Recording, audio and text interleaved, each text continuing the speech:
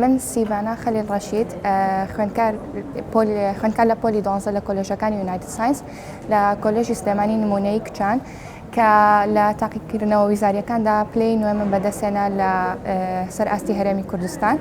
و پێش هەمووشتە زۆر خۆشحاڵم کە ئەم پلەیان بەدەستێناوە و توانیمە لەو ئاستەیە بم کە هەم خێزانەکەم هەم خوێندنگاکەم چاوەڕیان لێ کردوم و زۆر سوپاسی خێزانەکەمەکەم کە هەمیشە هاوکاریم بوون تاکۆم پلەیە بەدەست بێنم و زۆر سوپاسی مامۆستاکانیش مەکەم کە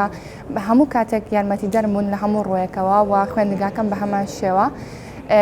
و هیوای سەرکەوتن بۆ هەموو قوتابەکانی داهاتوە خوازم کە یەنە ئەم قۆناغا هیوام وایە کە هەر سەرکەوتنەکەمان لێرەیان نەمێنێتەوە و بەردەوامین لەمە و خزمەتی وڵاتەکەمان بکەین لە هەر